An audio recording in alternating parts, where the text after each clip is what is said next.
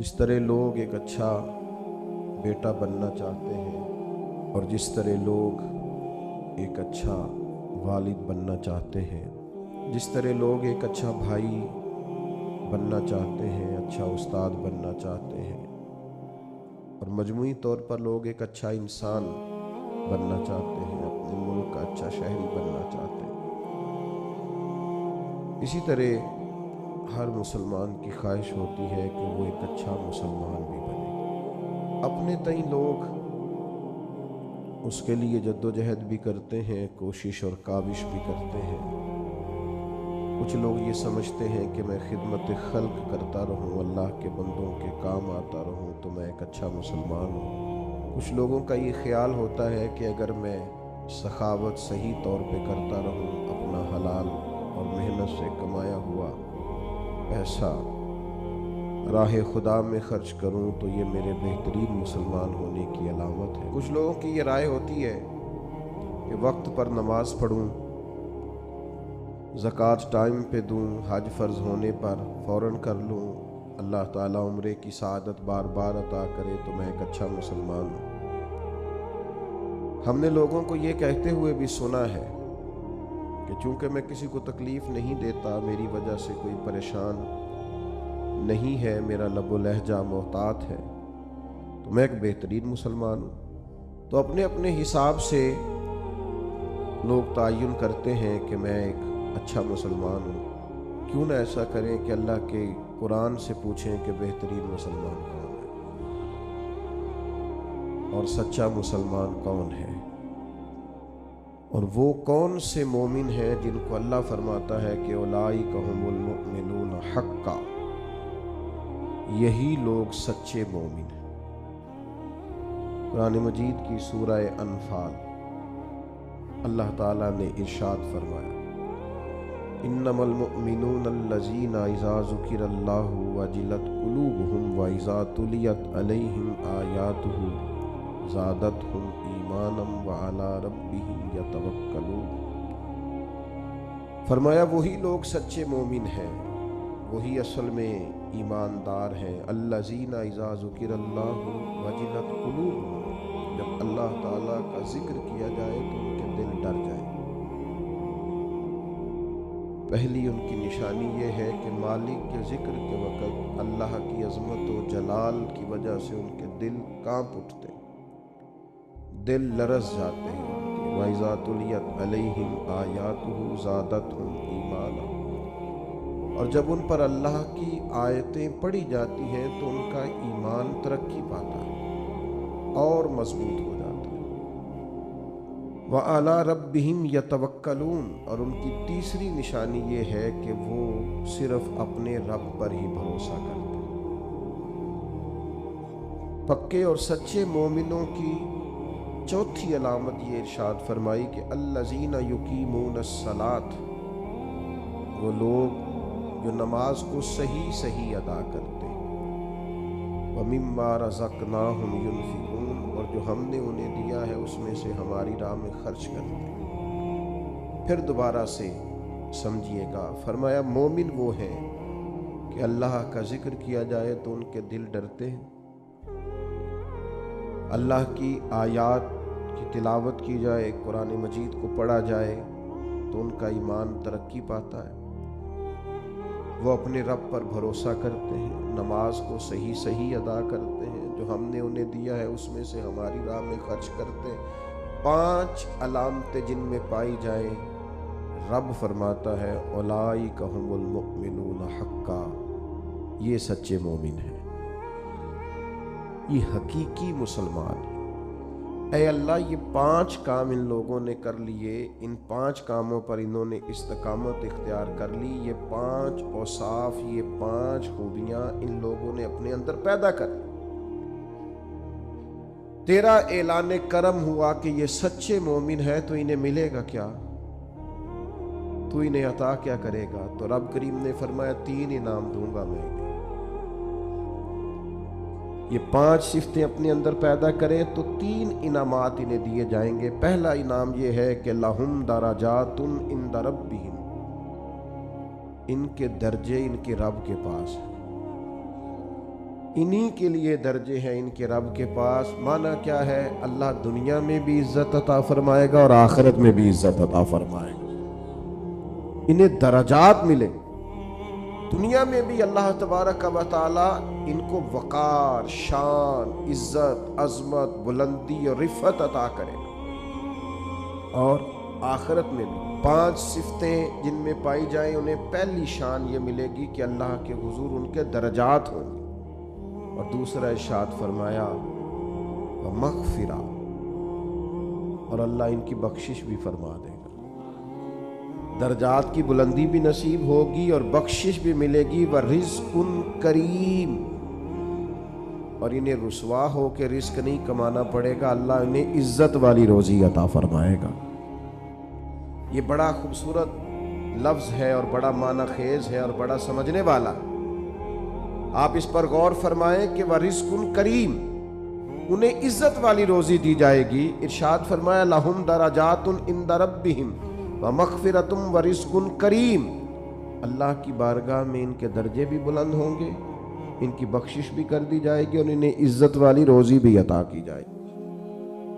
میرے بھائیوں، سچا مومن ہونے کے لیے، اچھا مسلمان ہونے کے لیے، اللہ اور اس کے پیارے حبیب صلی اللہ تعالی علیہ وسلم کی بارگاہ میں درجات پانے کے لیے سب سے پہلا کام یہ ہے کہ بندے کا دل نرم ہونا چاہیے۔ قرآن مجید نے پہلی علامت یہ بیان فرمائی کہ انما المؤمنون الذین اذا ذکر اللہ وجلت قلوبہم، جب ان کے سامنے اللہ کا ذکر کیا جاتا ہے تو ان کے دل ڈر جاتے ہیں۔ لیکن جس کا دل ہی بڑا سخت ہو جائے، قساوت قلبی جس شخص کے پاس ہو، کسی پر رحم نہ آئے، کسی شخص کو اچھا نہ سمجھے، اپنے دل میں کسی کے لیے خیر کے جذبات کبھی اسے میسر ہی نہ ہو، کبھی اپنی آخرت کی فکر کو لے کر، کبھی اپنے اعمال کو لے کر، کبھی اللہ کی بارگاہ میں حاضری کو لے کر وہ ڈرا ہی نہ ہو، کبھی اسے احساس ہی پیدا نہ ہوا ہو، کبھی اسے خیال ہی نہ آیا ہو۔ میرے بھائی، سب سے پہلی علامت یہ ہے کامیابی کے لیے قرآن مجید نے جو بیان فرمائی کہ دل نرم ہونا چاہیے، رقت قلبی میسر ہونی چاہیے، باطن کا صاف ہونا ضروری ہے۔ اگر دل ہی سخت ہے، سالوں بیت گئے کبھی رونا نہیں آیا، زمانہ گزر گیا کبھی احساس پیدا نہیں ہوا، آپ یقین کریں آہستہ آہستہ کر کے، باتیں سن کے، ماحول دیکھ کے، اور سارا کچھ ہی دولت ہے جی، چھوڑیں جی، پیسے ہوں تو سب ٹھیک ہے، وہ سارے ہی دنیا دار ہیں، چھوڑیں آپ، ہم نے بڑے پیر دیکھے، ہم نے بڑے مولوی دیکھے، ہم نے بڑے مسلح دیکھے، ہم نے بڑے تربیت کرنے والے دیکھے۔ آہستہ آہستہ یہ جملے بول بول کے ہم نے اپنی طبیعتوں کو نہایت سخت بنا لیا، دل میں کوئی گنجائش نہیں رہی، ہمیں کوئی اچھا نہیں لگتا، ہمیں کوئی مخلص نہیں لگتا، ہمارے رویے اس طرح کے ہو گئے ہیں کہ ہمیں ہر شخص دنیا دار دکھائی دیتا ہے۔ اگر کوئی دن میں 100 آدمی آپ کے سامنے ہاتھ پھیلاتا ہے تو کیا سارے ہی پیشہ ور ہیں؟ کوئی ایک بھی ضرورت مند نہیں، سبھی کے بارے میں طبیعت سخت ہو گئی۔ اگر آپ نے 20 علماء کے بیانات سنے ہیں تو کیا ایک بھی اللہ کے نام پر مخلص ہو کر دعوت دین نہیں دے رہا؟ سب کے بارے میں یہ رویہ ہو گیا، سارے غلط ہیں۔ دل کی سختی دن بدن بڑھتی چلی جا رہی، اور یہ باقاعدہ مرض ہے۔ کچھ بیماریاں باقاعدہ بیماریاں نہیں ہوتی، وہ ویسے تھوڑی بہت بد پرہیزی سے انسان کے وجود میں آتی ہیں کچھ دیر کے لیے، پھر وہ کچھ دیر کے لیے چلی جاتی ہیں۔ آپ کو ڈائریا ہو گیا، آپ کو ہیضہ ہو گیا، تھوڑی دیر کے لیے زکام ہو گیا، تو یہ کوئی باقاعدہ مرض نہیں ہے، یہ موسم کے اوپر نیچے ہونے سے ہو گیا۔ لیکن خدا نہ کرے کسی کو کوئی ایسا مرض ہو جائے جو باقاعدہ مرض ہے، جو جاتا نہیں۔ کچھ بیماریاں باقاعدہ بیماریاں ہوتی، ان کو بیماری سمجھنا چاہیے۔ دل کا سخت ہونا، رویے کا تلخ ہونا، کسی پہ رحم نہ کھانا، کسی سے پیار نہ کرنا، کسی جگہ بھی انسان کا اخلاص نہ پانا، یہ دل کی باقاعدہ بیماری ہے۔ حضرت ذوالنون مصری رحمۃ اللہ علیہ کا ایک قول مجھے بڑا پسند آیا، میں پڑھ رہا تھا۔ حضرت ذوالنون مصری رحمۃ اللہ علیہ فرماتے ہیں کہ जिस्म की बीमारियों का पता दर्द से चलता है। वजूद में दर्द होता है, तकलीफ होती है तो महसूस होता है कि इंसान बीमार है। और फरमाते हैं अगर दिल में बीमारियां होना उसका पता गुनाहों से चलता है। माज़अल्लाह, जब गुनाह पर गुनाह हो और इंसान को एहसास ना हो तो बाकायदा दिल बीमार हो गया। अब इसको एहसास ही पैदा नहीं होता। अच्छी भली इसके सामने आंख खुली है, इसकी फजर की अजान इसके सामने हुई है, लेकिन ये बिल्कुल लेटा है, बहुत सख्त बीमार हो गया दिल। 6 लोग इसके सामने से उठ के जोहर की नमाज के लिए गए हैं, लेकिन ये आराम से बैठा है, बीमार है इसका दिल। इसके सामने रो के किसी ने अपनी बिबता सुनाई है कि मजबूर हूँ, तकलीफ में हूँ, तंगदस्त हूँ, लेकिन इसकी भरी हुई तिजोरी है। इसने कहा मेरे पास रोज बड़े ही लोग आते हैं, मुझे पता है कितने जरूरतमंद है, तो दिल सख्त हो गया। ये बीमारी है।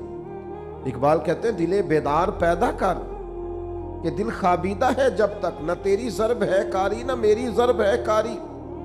और एक दरवेश ने कहा था जिंदगी जिंदा दिली का नाम है, मुर्दा दिल क्या खाक जिया करते हैं? जिनके दिल मुर्दा हो गए वो कैसे जिएंगे? अंदर उनका बिल्कुल मर गया, बातन मुर्दा है, किसी चीज का कोई असर नहीं, न किसी कलाम का, न किसी नात का, न किसी बाज का, न किसी तकरीर का, न किसी के रोने का, न किसी के तड़पने का, किसी चीज का कोई असर नहीं। तो माना यह है कि बातिन उजड़ गया, अंदर बीमार। और ये कैसे बीमारी होती है? सुने, एक तो ज्यादा हंसने से दिल मुर्दा हो जाता है, ज्यादा बातें करने से और बेकार बातें करने से दिल मुर्दा हो जाता है। सूफिया ने लिखा है जिन लोगों की मिजाज में तनकीद होती है उनका दिल मुर्दा हो जाता है। तबीयत ही हर वक्त नक्स तलाश करती है, मुर्दा हो जाता है। और एक बड़ी सख्त बात हमारे बुजुर्गों ने लिखी है, फरमाते हैं जो दीन के नाम को ले, दीन के काम का दावा करें और उससे दुनिया इकट्ठी करें, उनका दिल मुर्दा हो जाता है, बातिन उजड़ जाता है पूरे तौर। याद रखिएगा और समझ लीजिएगा कि दिल की सख्ती एक बाकायदा मर्ज है। और सहाबाए किराम अलैहिम रिदवान इस मर्ज के इलाज के लिए हुजूर की बारगाह में बाकायदा हाजिरी देते थे। एक शख्स ने अर्ज की, या रसूल अल्लाह दिल बड़ा सख्त हो गया, करीम करम फरमाए, मेहरबानी करें। अल्लाह के हबीब अलैहिस्सलाम ने फरमाया तो इस तरह कर, कोई यतीम मिले ना जिसके सर से बाप का साया उठ गया, जिसने गोया अपना बचपन बगैर वालिद के गुजारना शुरू किया हो, उस यतीम के सर पे तू हाथ फेरा कर, अल्लाह ताला तेरे दिल को नरमी अता करेगा। ये पहला नुस्खा हुजूर ने एक शख्स को दिया। आज भी इस नुस्खे पे अमल करें, कभी यतीमों से मिलें। हमारे इदारे में ना कुछ बच्चे ऐसे हैं जिनके वालिद नहीं है। उनमें से सारे लोग गरीब नहीं हैं, चंद बहुत गरीब भी हैं, और कुछ बच्चे ऐसे हैं जो घर में गुंजाइश रखते हैं। लेकिन आप यकीन करें कि वो जिनके वालिद सर से चले गए हैं, अगरचे दौलत भी ढेर सारी घर में है, गुंजाइश है, लेकिन बाप का चले जाना एक बाकायदा मसला है, एक बाकायदा कमी है जिंदगी की। मेरे बच्चे जवान हो गए हैं, मेरे बच्चों के कद मुझसे कुछ बढ़ने लगे हैं, लेकिन 25-26 साल का जमाना बीत गया है अब्बा जी को दुनिया से गए हुए। अभी भी किसी को अपने बेटे को गले लगाते हुए देखता हूं तो रो पड़ता हूं। वो दर्द है कि वो जाता ही नहीं, वो कसक है कि वो खत्म ही नहीं होती, वो कमी है कि वो पूरा होने का नाम ही नहीं लेती। और कभी कभी याद करता हूँ वालिदैन को तो इकबाल का लहजा मुस्तार लेके कहता हूँ कि मैं तेरी खिदमत के काबिल जब हुआ तो चल बसी। वो कहते हैं ना, अभी तो टाइम आया था कुछ देखने का, और ये कि कुछ देखा नहीं। तो यतीम के सर पर हाथ फेरने से दिल नरम होता है, उन पर शफकत बढ़ा दी जाए। किसी को मौका मुयस्सर आए तो उनसे प्यार बढ़ा दिया जाए, इससे दिल नरम होता है। दूसरा, ایک شخص نے عرض کی یا رسول اللہ صلی اللہ تعالی علیہ وسلم دل سخت ہو گیا ہے۔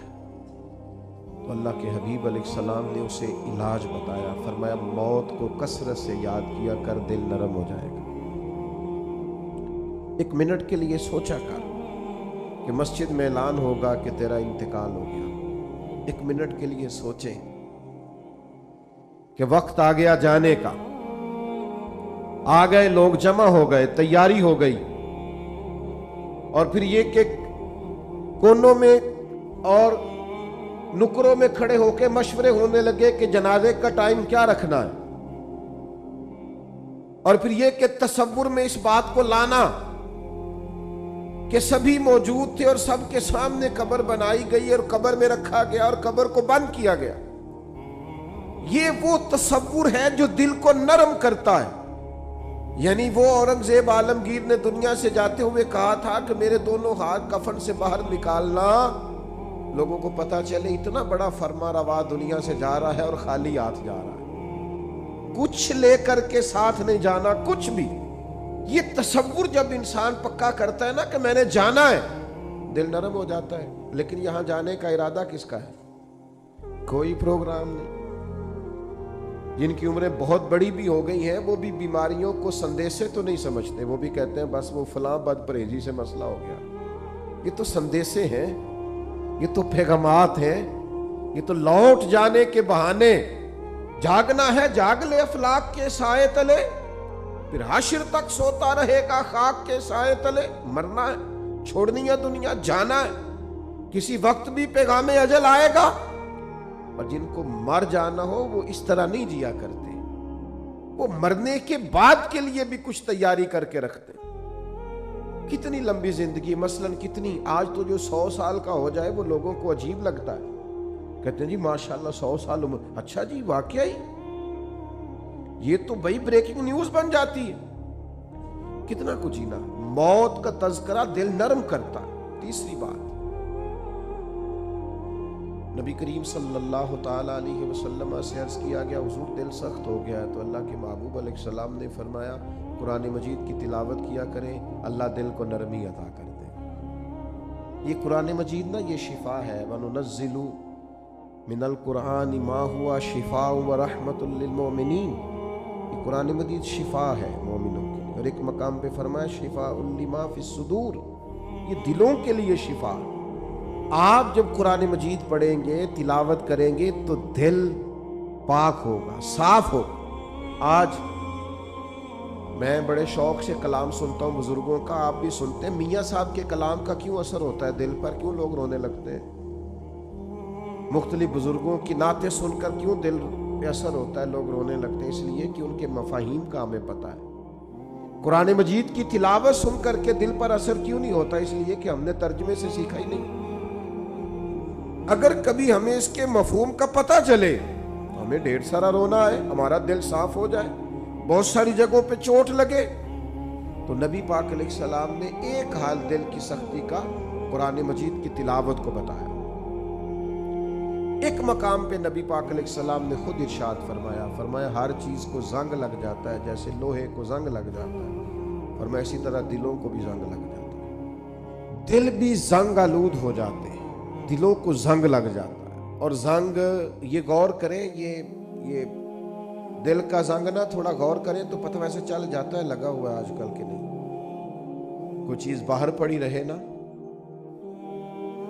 تو وہ اس کو زنگ لگ جاتا ہے، کہتے ہیں یہ بارش میں پڑی رہی، دیکھا نہیں، زنگ آلود۔ یہ دل بھی ایسے ہی پڑا رہے نا، کبھی ذکر نہ کرے، کبھی درود و سلام نہ پڑھے، کبھی تلاوت قرآن مجید نہ کرے، کبھی رات کو اٹھ کے روئے نہ، تو اس کو بھی زنگ لگ جاتا ہے۔ تو حضور نے فرمایا ہر چیز کا زنگ اتارنے کا آلہ ہوتا ہے۔ کیا کہتے ہیں؟ ہمارے لوہے کو زنگ لگ جائے تو کس چیز سے اتارتے ہیں؟ ریگ مارتے ہیں۔ حضور نے فرمایا ہر چیز کا زنگ اتارنے کا آلہ ہوتا ہے، جب دل کو زنگ لگ جائے تو اللہ کا ذکر کرو، دلوں کا زنگ اتر جائے گا۔ اللہ کی یاد کرو، تسبیح پڑھو، اللہ کی حمد کرو، اللہ کی تکبیر بیان کرو۔ یہ جو صوفیاء ذکر کراتے تھے نا، بار بار ضربیں لگتی تھی تو اس سے دل کا زنگ ہی تو اترتا تھا۔ اور ایک بات تمام صوفیاء نے لکھی ہے، وہ کہتے ہیں صحبت صالح سے بھی زنگ اترتا ہے۔ اچھے لوگوں کے پاس بیٹھیں تو دلوں کا زنگ اترتا ہے، اور برے لوگوں کے پاس بیٹھیں تو دلوں پہ زنگ چڑھتا ہے۔ آپ برے لوگوں کی صحبت میں بیٹھیں، معاذ اللہ جو دنیا دار ہیں جو آپ کو کہیں گے چھوڑو یار تم کس چکر میں پڑ گئے، دنیا بڑی میٹھی ہے اور یہیں دنیا میں ہی سارے ذائقے ہیں، آپ ایسے لوگوں کی طرف جائیں تو آپ محسوس کریں گے دل زنگ آلود ہو گئے۔ چنگیاں دے لڑ لگی ساں میری چولی چ پھل پئے، پیڑیاں نال میں رل گئی تے میرے اگلے بھی ڈول گئے۔ تو یہ بری صحبت جو ہوتی ہے یہ نقصان دیتی ہے، تو یہ کچھ علاج ہے، یہ کریں، اس سے دل کا زنگ دور ہوگا۔ یہ واہ واہ سے بھی زنگ چڑھتا ہے، میرے جیسے لوگوں کی تعریفیں ہوتی ہیں نا، یہ بہت بڑی مصیبت ہے، اس سے بھی زنگ چڑھتا ہے، اس سے خوشامد، تعریف، مزاج ہم نے دیکھا ہے۔ امام غزالی فرماتے ہیں جب کوئی علم پڑھنے کے لیے بیٹھتا ہے تو تکبر کا بوٹا لگتا ہے، اور پھر جیسے جیسے وہ علم پڑھتا جاتا ہے وہ پودا جوان ہو کے درخت بنتا جاتا ہے۔ تو یہ دولت ہو، یہ خوبصورتی ہو، یہ علم ہو، یہ کوئی عہدہ ہو، یہ بعض اوقات انسان کو فتنے میں مبتلا کر دے، دل سخت ہو جاتا ہے، گھٹن پیدا ہوتی، دولت، ثروت، اقتدار، یہ چیزیں کساوت قلبی کا سبب بنتی، اور دل کی نرمی کیسے ہوگی؟ قرآن پڑھا جائے، اللہ کا ذکر کیا جائے، موت کو یاد کیا جائے، یتیم کے سر پہ ہاتھ پھیرا جائے، اچھوں کی سنگت اختیار کی جائے، تو دل کا زنگ اتر جاتا ہے۔ دوسرے نمبر پر ارشاد فرمایا کہ جب قرآن مجید کی آیتیں پڑھی جائیں تو ایمان ترقی پاتا ہے۔ قرآن مجید کو سیکھنا شروع کریں، قرآن مجید کو پڑھنا شروع کریں، قرآن مجید کے ساتھ اپنے تعلق کو مضبوط کریں۔ ہم جس ملک میں رہتے ہیں نا، یہاں ہر چیز کو مشکوک بنا دینا کچھ لوگوں کا مزاج بن گیا ہے۔ کوئی اعلیٰ سے اعلیٰ شخص آپ اٹھا کے لے آئیں، 5-10 لوگ اس کے بارے میں بھی کوئی نہ کوئی مخالفانہ بات کرتے آپ کو نظر آئیں گے۔ یاد رکھیے گا کہ بہترین بدلہ یہ ہوتا ہے کہ کسی شخص سے بدلہ لینا ہو، انتقام لینا ہو، کہ اس کی پیاری چیزوں کو مشکوک بنا دیا جائے۔ کبھی لوگ نفل نمازوں کو مشکوک بناتے ہیں معاذ اللہ، کبھی درود و سلام کے مختلف انداز کو مشکوک بناتے ہیں، کبھی لوگ کسی چیز پر تنقید کرنا شروع کر دیتے ہیں، کبھی کسی چیز پر تنقید کرنا شروع کر دیتے ہیں۔ اب میں کچھ سالوں سے دیکھ رہا ہوں ہمارے ملک میں تراویح کے مسئلے میں لوگوں کو بڑا پریشان کرتے ہیں۔ چھوڑیں جی، کوئی یہ ضرورت نہیں ہے، کوئی باقاعدہ نماز ہی نہیں ہے، یہ کوئی فرض واجب نہیں ہے۔ کس نے کہا ہے فرض واجب ہے؟ لیکن کیا نبی کریم علیہ السلام سے پڑھنا اس کا ثابت نہیں؟ کیا جناب عمر فاروق رضی اللہ تعالیٰ عنہ نے باقاعدہ اس کی جماعت نہیں کروائی؟ کیا جناب عمر کا سارا زمانہ اس کی جماعت نہیں ہوتی رہی؟ اس کے بعد یہ ہمیشہ سے امت کا معمول نہیں رہا؟ خدا کے بندو، سال کے بعد ایک موقع آتا ہے کہ جس میں قرآن مجید سنانے والے سنا لیتے ہیں، سننے والے سن لیتے ہیں۔ ایک خوبصورت طریقہ، آپ یقین کریں یہاں ہمارے ادارے میں سینکڑوں حفاظ ہیں، اور میں ایک بچے سے 3 دفعہ پوچھتا ہوں، بیٹا اس دفعہ کہاں قرآن مجید سنانا؟ یاد ہے نا؟ سنا رہے ہو نا؟ یہ پوچھنے پچھانے میں اتنا لطف ہے۔ اور پھر یہ کہ رات کو جب وہ سارا دن قرآن یاد کرتے ہیں، اور جب وہ رات کو قرآن پڑھتے ہیں، اور جب وہ قرآن مجید سناتے ہیں، اور جب سننے والے قرآن مجید سنتے ہیں، میں نہیں آپ کو بتا سکتا وہ ذوق کہ بوڑھے بزرگ بھی جب کہتے ہیں کہ میں افطاری کے لیے نہیں آ سکتا اس لیے کہ میں نے اپنی مسجد میں قرآن مجید سننا شروع کیا ہوا ہے، میرا 23واں پارہ ہو گیا، اگر میں آپ کے پاس آؤں گا تو میرے وہ پارے جو ہیں وہ سارے آگے پیچھے ہو جائیں گے۔ تمہیں سمجھ نہیں آتی کہ جب اس ذوق سے قرآن پڑھایا اور سنایا جائے تو عرش کا مالک راضی کتنا ہوتا ہے؟ اور تم یہ کہ تراویح کو مشکوک بناتے ہو، کوئی کام ہاتھ سے جانے ہی نہیں دیتے دین کو مشکوک بنانے والا۔ خدا کے بندے سن، میرے نبی پاک کا فرمان ہے، حضور نے فرمایا جس نے ایمان اور احتساب کی نیت کے ساتھ رمضان المبارک میں قیام کیا، یعنی نفلی عبادت کی، गुफिर लहू मा तकद्दम मिन ज़म्बिक, अल्लाह उसके पिछले सारे गुनाहों को माफ फरमा देगा। आप इसको समझते नहीं। फिर हुजूर ने फरमाया कुरान और रमजान, कुरान और रमजान ये दोनों बंदे की सिफारिश करेंगे अल्लाह की बारगाह में। कुरान मजीद कहेगा मालिक मैंने रात इसे बेदार रखा था, ये क़याम करता था, पढ़ता था। और रोज़ा कहेगा मालिक मैंने इसे दिन में खाने पीने से रोका रखा था। ये दोनों मिल के शफात करेंगी और अल्लाह ताला ये अमल करने वाले की बख्शिश फरमा देगा। तो कुरान मजीद फरमाता है कि अगर तुम कुरान मजीद की तिलावत करोगे तो उससे तुम्हारे ईमान में तरक्की होगी। आप कुरान मजीद पढ़ते जाएं, ईमान मजबूत होता जाएगा और इंशाअल्लाह ताला गुनाह खुद ब खुद दूर होते जाएंगे। अच्छा, ये ईमान भी मजबूत होता है। ईमान बड़ी शय है। ईमान सबसे बड़ी शय है। ईमान मजबूत हो ना, लो सुनो हदीस और ये याद रखना और ये एक दो को सुना देना सवेरे। नबी करीम ने हजरत हारसा से पूछा था कैफा अस्बाह तो या हारसा, हारसा आज सुबह कैसी की है? अर्ज की हुजूर इस हाल में की है कि मैं पक्का मोमिन हूं। तो नबी करीम ने फरमाया तेरे ईमान की दलील? अर्ज की हुजूर मेरे ईमान की दलील ये है कि मैं जमीन पे खड़े होके आसमान की तरफ देखूं तो अल्लाह के अर्श को भी देख लेता हूं। फरमाया मैं बता सकता हूं जन्नती जन्नत में दाखिल हो रहे हैं और जहन्नमी जहन्नम में जा रहे हैं। कहो तो राज़े हयात कह दूं? को नहीं समझ आई तो अल्लाह करे ना आए तो आनु समझ। वो कहने लगे कहो तो राज़े हयात कह दूं, हकीकत कायनात कह दूं, वो बात कह दूं जो पत्थरों के दिलों को भी पाश पाश कर दे। लेकिन वहां से जुबान हाल से इर्द गिर्द से ये आवाज आ रही थी नहीं नहीं रहने दे, यही बेहतर है कि पर्दों में वो पर्दा पोश रहे। वो अगर पर्दे उठा दे तो किसे होश रहे। फरमाया मैं मोमिन हूं तो ईमान की अलामत ये है कि जमीन पे खड़े होके देखूं तो अल्लाह का अर्श भी दिखाई देता है। ये हुजूर के सामने बयान किया सहाबी।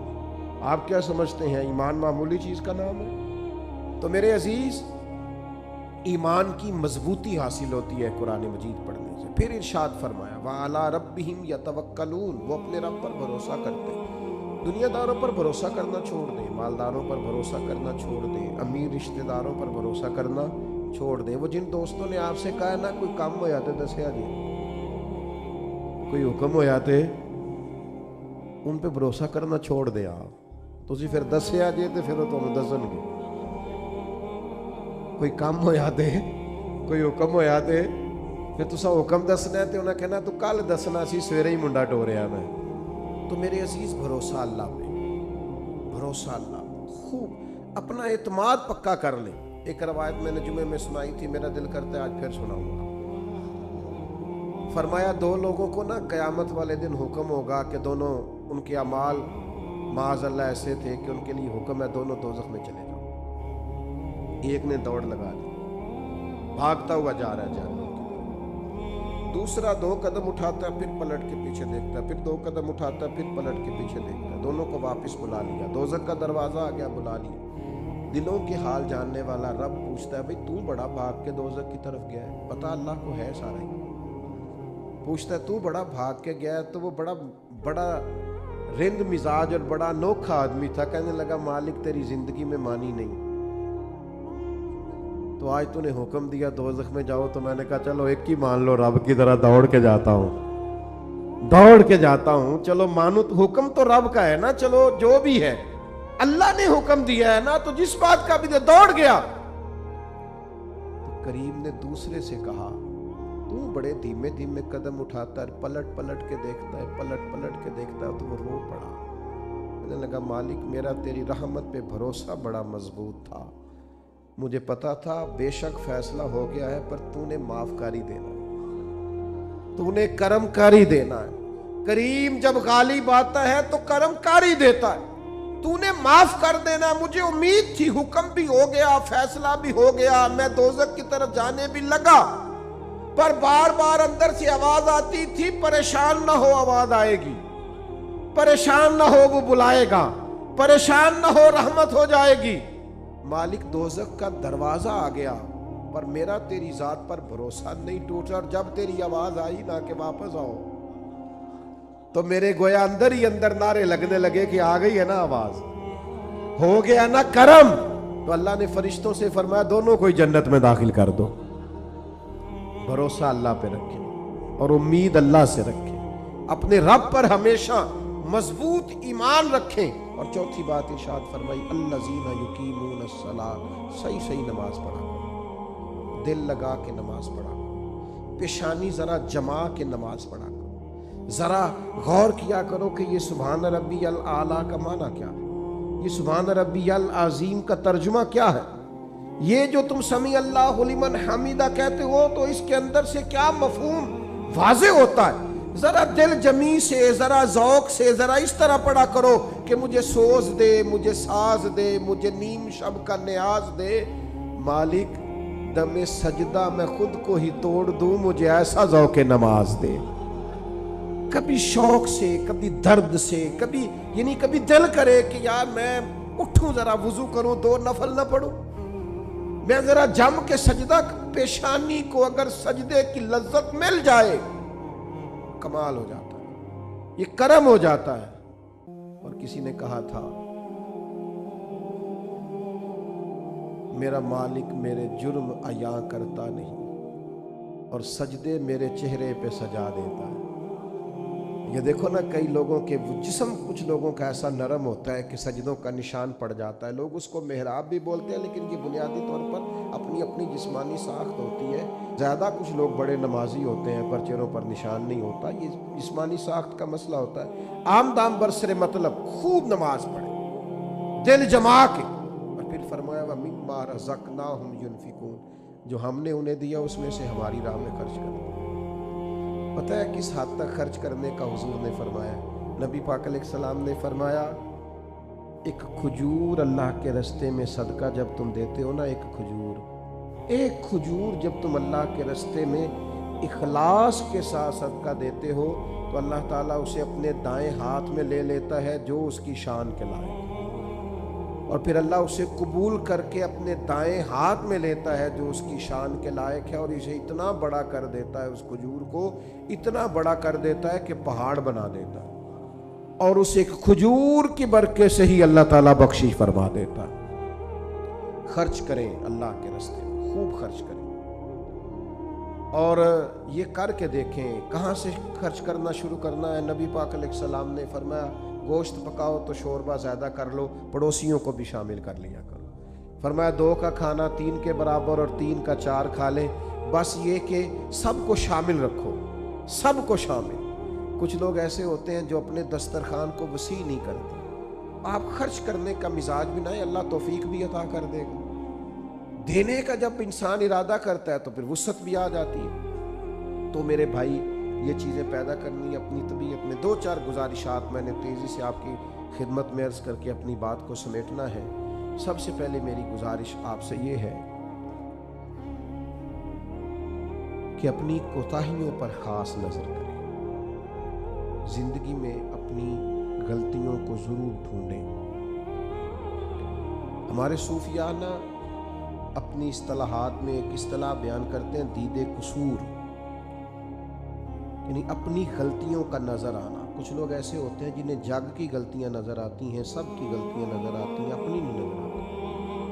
अपनी गलतियों को तलाश करें, अपने गुनाहों को तलाश करें, और फिर उनकी इस्लाह के लिए एक पूरा मुनज़्ज़म मंसूबा बनाएं और उस मंसूबे के तहत अपनी तरबियत करें। कब तक ऐसे ही घूमना है और कब तक ये कहना है कि इंशाअल्लाह ताला बस दुआ करें मैं ठीक हो जाऊँ। अपनी कमज़ोरियों को तलाश करके, ढूंढ के उनकी इस्लाह पर पूरा जोर लगा दें। नबी पाक अलैहिस्सलाम ने फरमाया जब बंदा एतराफ़ करके तौबा करता है ना, या अल्लाह मेरे अंदर ये गलती है, मैं भूल गया था, जब एतराफ़ करके तौबा करता है तो अल्लाह उसे माफ़ फरमा देता है। तो अपनी कोताहियों को ज़रूर तलाश करें। एक दूसरी गुजारिश आपकी खिदमत में अर्ज़ करनी है ان لوگوں کی سنگت اور صحبت چھوڑ دیں جن کی وجہ سے ہمارے مزاج میں، ہماری سوچوں میں، ہمارے لب و لہجے میں بگاڑ پیدا ہوتا ہے۔ ان لوگوں کے قریب آ کے بیٹھیں جن کے پاس بیٹھنے سے ہمارا ایمان پختہ ہوتا ہے، ہمارے اندر روحانیت پیدا ہوتی ہے، ہمارا نیکی کی طرف دل مائل ہوتا ہے۔ پوری صحبت مکمل چھوڑ دیں۔ آپ کے ذہنوں میں جو لوگ شکوک پیدا کرتے ہیں ان سے پورے طور پر بچ جائیں۔ اب میں کوئی ایسی بات آپ کے سامنے عرض کرنے لگا ہوں جو بڑی انوکھی ہے۔ میں نے اپنی زندگی میں کچھ لوگوں کو نظریات بدلتے دیکھا ہے۔ وہ اس نظریے کے ماننے والے تھے، عقیدہ حق کے ماننے والے تھے، پھر انہوں نے اور نظریہ اختیار کیا۔ کچھ لوگ جو مجھے سمجھتے ہیں کہ شاید میں درست بات ہی کروں گا، وہ تو بات کو تسلیم کریں گے، اور جن کو کچھ تھوڑا خیال ہے وہ بھی میری بات کو آج کی رات ایک دیندار آدمی کی بات سمجھ کر قبول کریں جو اللہ سے ڈر کے بات کر رہا ہے، جس نے ایک نظریہ تبدیل کیا، اس نے پھر ایک نہیں تبدیل کیا، اس کے بعد پھر اس نے ایک اور تبدیل کیا، اس نے پھر اور تبدیل کیا، اس نے پھر اور تبدیل کیا۔ ہم نے لوگوں کو پھر گلی گلی کا بھکاری ہوتے دیکھا، دروازے دروازے جاتے دیکھا۔ جنہوں نے سواد اعظم کو چھوڑا، عقائد حقہ کو چھوڑا، مت سمجھیں کہ کسی اور نظریے پہ گئے تو وہاں ڈٹ گئے، وہ پھر ساری زندگی شکوک و شبہات کا شکار رہے، اس لیے کہ حق سے ایسے نکلے پھر کسی جگہ وہ ٹھہر نہیں سکے۔ وہ اپنی زبان سے اعتراف کرے یا نہ کرے، الجھ گئے، بکھر گئے، ٹوٹ گئے، ہر وقت وسوسوں کے ہتھے چڑھ گئے۔ کبھی ایک وسوسہ ادھر لے گیا تو کبھی ادھر لے گئے، کسی جگہ استقامت نصیب نہ ہوئی۔ در مرشد دا چھڈی ناہی،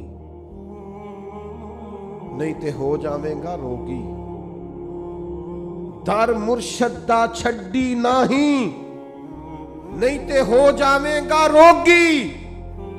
جیڑی بکری اجڑوں وچھڑی او بگیاڑا جوگی۔ جو پھر ایک دفعہ نکل جاتی ہے نا، پھر اس کو آ کے کھاتے ہیں بڑے بڑے ریوڑوں سے جو جدا ہوتی ہیں، پھر بھیڑیے کھا جاتے ہیں۔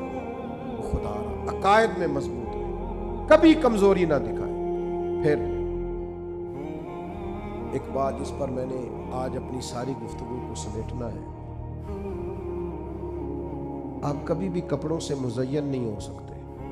آپ کو زینت کبھی بھی لباس سے، گھر سے، گاڑی سے کبھی نہیں ملے گی۔ بڑی گاڑی سے اگر نکلنے والا بدتمیز ہو تو کبھی بھی لوگ اسے خوبصورت انسان نہیں سمجھتے۔ مہنگے کپڑے پہننے والے کی حرکتیں اگر بڑی چھوٹی ہوں تو لوگ کبھی بھی اسے کوئی بڑا آدمی یا بڑا انسان نہیں سمجھتے۔ وہ بہت بڑی کرسی سے نیچے اترے لیکن اس کا لب و لہجے سے چھچورا پن ظاہر ہو تو کبھی بھی لوگ کوئی مہذب انسان نہیں سمجھتے۔ ہم نے سمجھ لیا ہے کہ کپڑوں سے، اور یہ کہ گاڑی سے، اور یہ کہ گھر سے، اور یہ کہ میرے ہاتھ میں پکڑے ہوئے موبائل سے، اور یہ کہ میں ٹیلی فون پہ جو باتیں کروں اور میں 10-20 لوگوں کو بتاؤں کہ جی اللہ کا شکر ہے، جی بڑے پیسے ہیں، جی فلاں بھی خرید لیا، اب یہ بھی خریدنا ہے، اب ادھر بھی جانا ہے، اس سے کبھی آپ کا وقار نہیں بڑھے گا۔ آپ کا اعلیٰ اخلاق، آپ کا تقوی، آپ کی عبادت، آپ کا اللہ سے ڈرنا، آپ کا حسن سلوک، نیک اعمال آپ کو زینت دیں گے۔ انسان ہمیشہ عاجزی سے خوبصورت ہوتا ہے، وفادار لوگ خوبصورت ہوتے ہیں، جو لوگ خیرخواہ ہوتے ہیں، دوسروں کا بھلا کرتے ہیں، وہ خوبصورت لوگ ہوتے ہیں۔ خوبصورت بنیے۔ نوجوانوں سنو، بتایا ہوگا تمہیں لوگوں نے کہ پیسہ ہی سارا کچھ ہے، پیسہ بڑا کچھ ہے پر سب کچھ نہیں ہے۔ بتایا ہوگا کسی نے کہ تعلقات ہی بڑا کچھ ہوتے ہیں، تعلقات بھی کچھ ہوتے ہیں پر سب کچھ نہیں ہوتے۔ کہا ہوگا کسی نے کہ عہدہ بڑا کچھ ہوتا ہے، عہدہ کچھ ہوتا ہوگا پر سب کچھ۔ سب سے زیادہ انسان خوبصورت اچھے اعمال سے لگتا ہے، خوبصورتیوں سے لگتا ہے۔ اس کے لہجے کی سچائی، اس کے انداز کا دھیما پن، اس کے بات کرنے کا ٹھہراؤ، اس کا ملنے جلنے کا خوبصورت انداز، اس کا بات ماننے کا طریقہ، یہ بڑا خوبصورت ہوتا ہے. آپ کو پتہ ہے جو بچہ زیادہ بات سب کی مانتا ہے وہ بچہ سب کو پیارا لگنے لگتا ہے. ماں باپ کا بھی فرما بردار ہوتا ہے, اساتذہ کا فرما بردار ہوتا ہے, گلی محلے میں بھی کوئی اسے کام بتا لیتا ہے. یہ خوبصورت بچہ اپنی فرما برداری کی وجہ سے خوبصورت ہوا. اعمال حسنہ سے اپنے آپ کو زینت دے, اپنی کوتاہیاں ایک ایک کر کے چھوڑنی شروع کریں, اپنی غلطیاں ایک ایک کر کے اپنے وجود سے نکالنی شروع کریں. نوجوانوں سے کہوں گا بے پناہ مشقت کریں آگے بڑھنے کے لیے, جد و جہد کا راستہ اختیار کریں, چور دروازہ کبھی اختیار نہ کریں.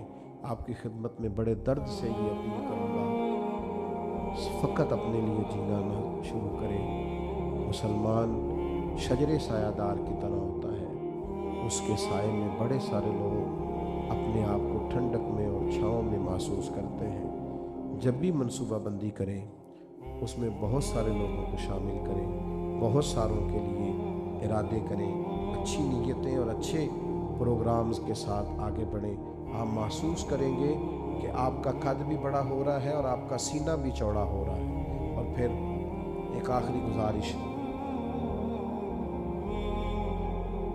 جس پر میں نے اپنی بات کو ختم کر دینا ہے, اللہ کی معرفت حاصل کریں. اللہ کی معرفت کیا ہے؟ آپ کو محسوس ہو جانا چاہیے کہ کن کاموں سے میرا رب راضی ہوتا ہے, کن کاموں سے ناراض ہوتا ہے. حضرت رابعہ بصریہ رحمۃ اللہ علیہا جس دن بیمار نہیں نہ ہوتی تھی, اللہ کے حضور عرض کرتی تھی مالک تو کہیں ناراض تو نہیں ہو گیا, مجھے بیمار کرتا ہے تو میں زیادہ تڑپ کے تیرا نام لیتا ہوں, مجھے کسی مشکل میں ڈالتا ہے تو میں سمجھتی ہوں کہ رب کریم مجھ سے راضی ہے. بھائیو, معرفت حاصل کریں. اس کا سب سے زبردست طریقہ یہ ہے کہ گھنٹوں دعا مانگیں, گھنٹوں. دیکھو میں نے کیا بول دیا ہے, لمبی لمبی دعائیں, خوب دعائیں, وسیع دعائیں. حضور علیہ السلام نے فرمایا نمک بھی مانگو تو رب سے مانگو. یعنی یہاں سے شروع کرو کہ مالک مجھے یہ چاہیے, مالک مجھے یہ چاہیے, مالک. آپ کہنا تو شروع کریں, مانگنا تو شروع کریں. حضور فرماتے ہیں وہ مانگنے سے راضی بڑا ہوتا ہے, جو نہ مانگے اس سے ناراض ہو جاتا ہے. دعا تو عبادت. ساری باتیں اپنے اللہ سے کہہ دیں, سب چھوٹی چھوٹی چھوٹی چھوٹی چیزیں حضور کا وسیلہ پاک پیش کر کے مالک سے عرض کرنی شروع کر دیں. کچھ درخواستیں دے دیں اللہ کے حضور, آپ یقین کریں وہ ایسے قبول ہوں گی کہ ان کے نظارے نظر آئیں, ارد گرد آپ کو محسوس ہوگا. تو میری یہ آپ سے اپیل ہے کہ خوب دعائیں اور خوب آپ ذہن سازی اس حوالے سے اپنی کریں کہ ہم نے اللہ کے حضور حاضری دینی ہے.